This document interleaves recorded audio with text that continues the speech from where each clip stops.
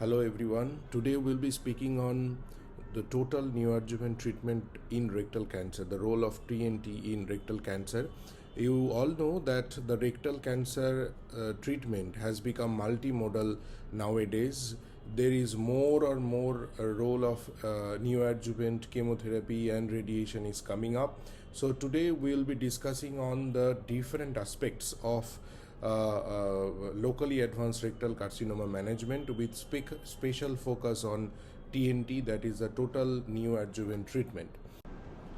So before go into the details of the topic of TNT, we shall be discussing briefly on the staging of rectal cancer, how to do a workup of a rectal cancer patient, especially the locally advanced rectal cancer, and overview of treatment. Which patients should undergo surgery first, which patients should undergo neoadjuvant therapy first, and the role of pre and post RT, before and after surgery, role of RT, and whether it is going to be a short course RT or a long course RT.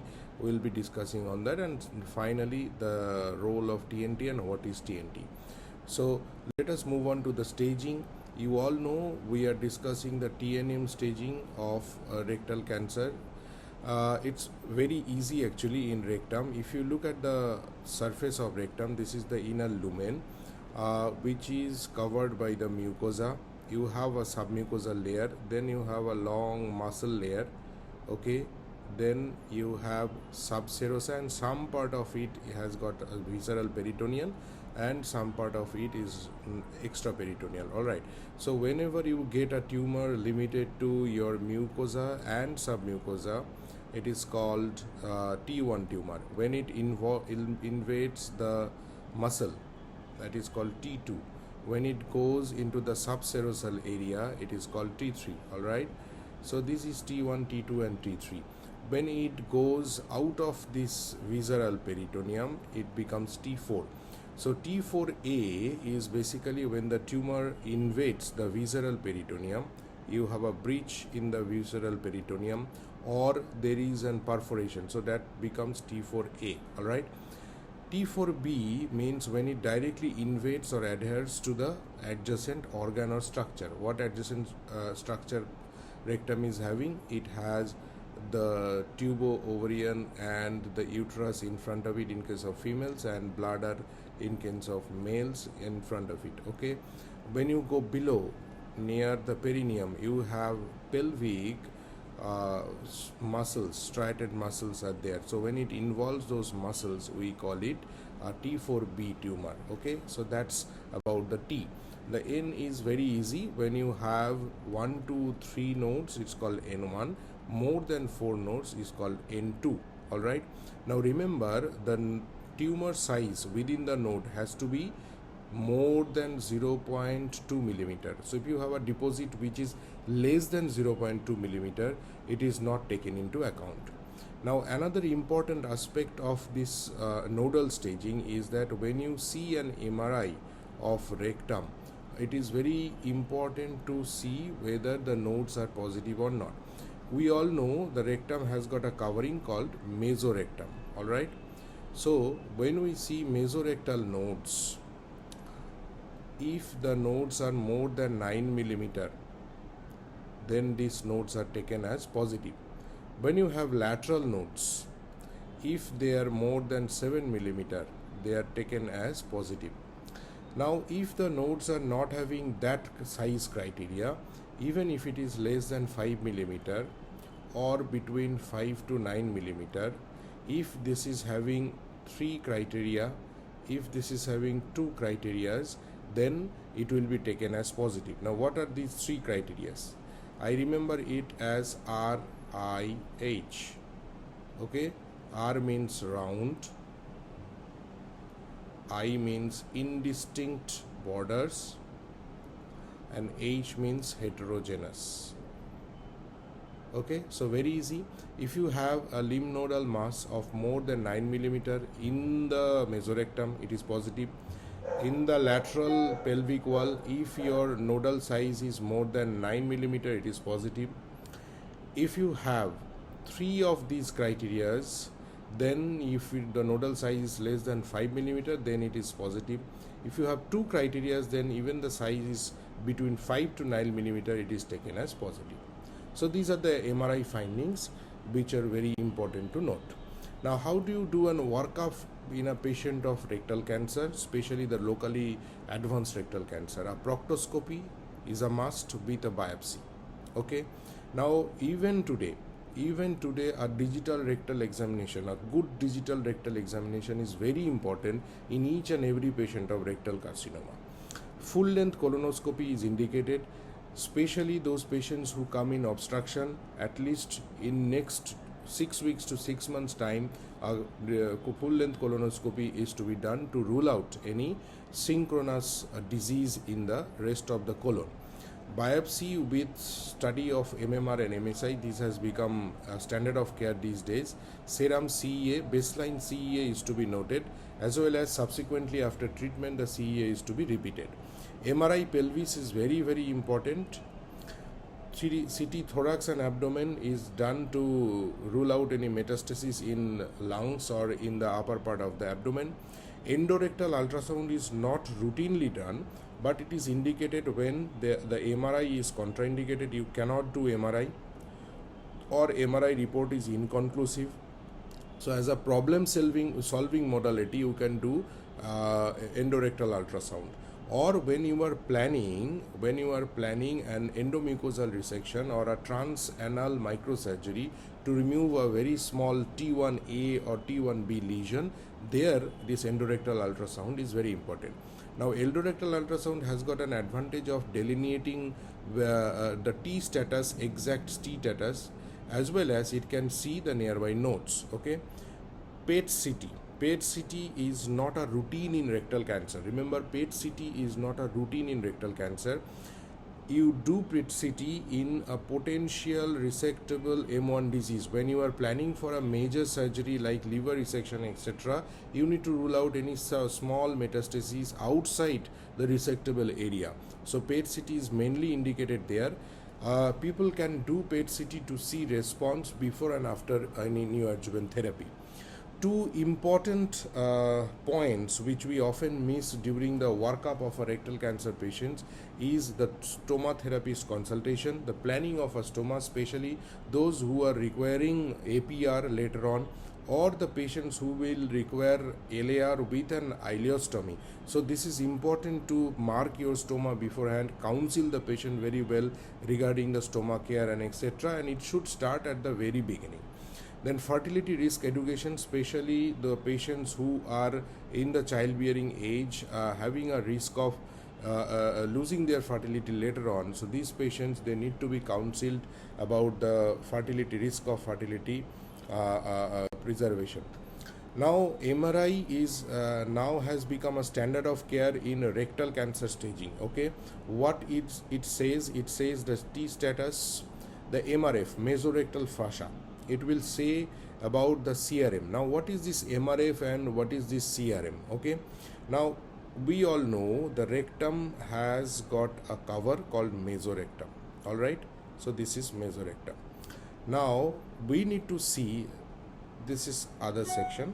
So, this is the rectum and this is the mesorectal cover. So, the tumor starts at the mucosa. It goes outside. Whether this outer border of mesorectum is threatened or involved by the tumor is not, this is very important. So whether your tumor has invaded the outer border of the mesorectum or not, this is very important. How do you define a CRM threatened or mesorectum is involved? When the outer border of the tumor is within 1 millimeter of outer border of the mesorectum. So that is called a threatened CRM or an involved CRM. All right. I have already described the nodal importance of nodal status and how do you pick up nodal status in MRI. So these 2 points are very important and they are very well picked up by a good quality MRI, that is the involvement of CRM as well as the nodal status, because nowadays the treatment of rectal cancer, especially the node positive rectal cancer, is completely different from a T1 or T2 tumor. Now, what is the principle of treatment? If we go by the guidelines, most of the guidelines, they say you can do surgery in T1 and T2 tumor. So that means a tumor limited to submucosa, mucosa, or up to the muscle. You can do surgery provided the nodes are not involved. So T1, T2, N0 upfront surgery can be done. T3, where provided here the CRM is negative. Okay. T3 with a negative CRM, that means CRM is not threatened. We can debate on neoadjuvant treatment versus surgery. But anything where there is CRM positivity, T4 tumor, any T with any positive node, it is always preferred that you give the patient or put the patient on neoadjuvant therapy, then you do surgery. Now, regarding the T3 with a negative CRM and a node negative, there the principle is we divide the rectum into three groups: lower rectum, mid rectum, and upper rectum. So for upper rectum, T3 upfront surgery can be done. For lower and mid rectum, it is wise to put the patient on neoadjuvant therapy, then you go for surgery. So that is a protocol, or that is a dictum, or going for different therapies in rectal cancer. Now, what is the evidence? Several multi-centric trials have shown that if you have any disease which is more than T3, anything more than N1, that is node positive disease, if you have MRF which is positive, or EMVI, extramural vascular invasion, if you have all these features, then putting the patient on CTRT, neoadjuvant CTRT, will reduce the local recurrence. So if you do surgery first in these kind of patients, then your local recurrence is going to be higher than if you put the patient on neoadjuvant therapy. So it is better to go for neoadjuvant therapy in this group of patients. Now we know that which are the patients where neoadjuvant therapy is required. Now the neoadjuvant therapy can be radiation only, can be CTRT, that is chemoradiation, and induction chemotherapy with consolidation chemotherapy. So by and large, where you put the patient on short course radiation and where you give long course radiation. So earlier dictum was early LAVCs, that means node just positive or a T3 lesion without any MRF positivity, you can put the patient on short course radiotherapy followed by early surgery. So this was the protocol. If you have MRF positive, or that is called the late LARCs or locally advanced rectal cancers, they are giving long course radiation is wise, and doing surgery at a later stage. Now, what are the options we have in rectal cancer management? Locally advanced rectal cancer, you can put the patient on short course radiotherapy followed by surgery, then giving the patient adjuvant chemotherapy. You can also put the patient on chemoradiation with surgery, then adjuvant chemotherapy. Now, patients who undergoes complete clinical response after a chemoradiation. Complete clinical response means there is complete absence of disease in digital rectal examination, in MRI, and as well as in rectal biopsy, which if it is done. So if you have a complete clinical response, there is a group where we can wait and watch. This concept was popularized by Habergama. Now Habergama started watching the patients who responded very well. There was complete clinical response. She initially started with frail patients who are not fit for surgery. Later she saw many of them will never require surgery. So this is one protocol which we can also follow, especially the patients where there is complete clinical response. Now let us come to TNT versus CTRT. Okay, now why the concept of TNT is there? So the TNT means total neoadjuvant treatment. Classically, the total neoadjuvant treatment is defined as all the treatments you do before the definitive treatment. Here in rectal cancer, it is surgery. So you do all the treatment before surgery. That is called total neoadjuvant treatment. In some studies, it has been mentioned that you do majority of treatment before surgery. That is also taken as TNT, and some adjuvant treatment later on. So you need to do majority of your treatment before the major final treatment, that is the surgery. Now what is the background of this TNT? It has been seen that after CTRT there was 25 to 30% chance of distant mates. Even after going for short course or long course, whatever, it has been seen that there was 25 to 30% chance of distant mates. So this concept actually gave the food that whether we should go for systemic therapy at an earlier stage or not. Okay, now the concept of TNT is to take early control of the microscopic diseases so that your distant mates, chance of distant mates goes down. Two important trials are there which has looked into this total neoadjuvant therapy, that is RAPIDO and Prodige 23. We'll be discussing. So the first major trial which looked into the role of TNT was the Prodige 23 trial.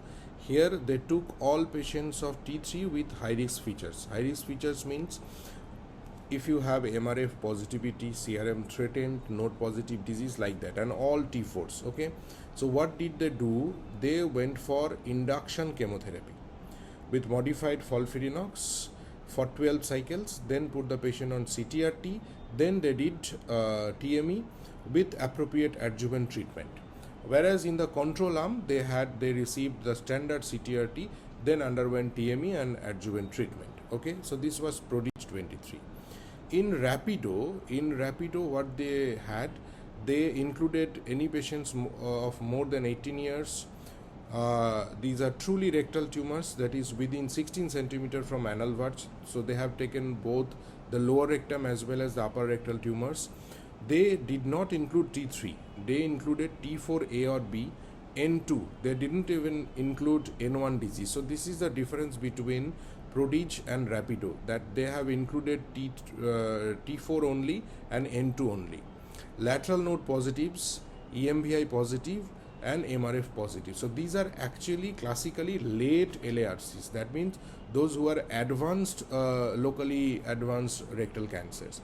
Now all the patients, they were randomized into two groups. The investigational group received short course radiation followed by Capox 6 or Folfox 9, then underwent TME, no adjuvant therapy. Okay, and the standard arm, they received CTRT followed by TME and adjuvant treatment. All right, so if we look into the basic difference between Prodige and RAPIDO, in Prodige they received induction chemotherapy followed by chemoradiation, long course, then surgery and adjuvant treatment. In RAPIDO, they received short course radiotherapy first, then consolidation chemotherapy, then they underwent surgery. So these are the two basic differences between RAPIDO. So RAPIDO is actually truly TNT. So what did they found? They found a 7% DFS benefit. There is an increase of PAT-CR rate from 12 to 14%, varying between these two studies, to up to 28%, so which is huge. Waist data is still to come. We don't have the waist data, but there is an increase in waist trend is there. Now this has given us a chance that whether we can wait and watch the patients who will have PCR, okay, because the PCR chance is 28%. Okay, so these two are the trials which really looked into TNT, and they have shown there is benefit, there is DFS benefits, there is increase in the PAT-CR rate, although we don't have the OS data. Now can we wait and watch in some subgroup of patients where there is complete pathological response? This trial, OPRA, organ preservation in rectal cancer, is looking into this matter, whether we can wait and watch in some group of patients or not. So they included distal rectal cancer patients. One group received radiation first, then consolidation chemotherapy. Another group received induction chemotherapy followed by chemoradiation. Now both the groups were restaged. Based on the restaging, if there is no clinical response, they undergo TME, and if there is clinical response, they will undergo wait and watch policy. Okay, they have come up with their initial results, and they are showing 1 out of 2 patients who undergoes complete clinical response, we can go for wait and watch in them without harming the. Now the last slide is on the criticism. TNT has shown DFS benefit, it has shown good local control, but it is still being criticized. The first criticism is on its definition only, because TNT classically means everything before the major treatment, that is everything before surgery. But if you look at RAPIDO, most of the centers, they did not receive any adjuvant therapy, so that is truly TNT. But if you look into Prodige, there is a good amount of adjuvant therapy there, so it is not a truly TNT. Now all these trials, they have failed to show any overall survival benefit as of now. Now there is little change in the local recurrence. It has not shown any change in the type of surgery. That means a patient who is scheduled to undergo APR is still undergoing APR without sphincter preservation. So the sphincter preservation rate is same in both the groups. Now stoma rate, again for that reason the stoma rate is also same. There are some safety issues with a long duration induction chemotherapy in Prodige 23. So these are the criticisms are still there, but it has shown us a new way of treating the locally advanced rectal cancer with neoadjuvant consolidation as well as induction chemotherapy to take care of the distant metastasis in a better way. So with that I conclude. Thank you very much.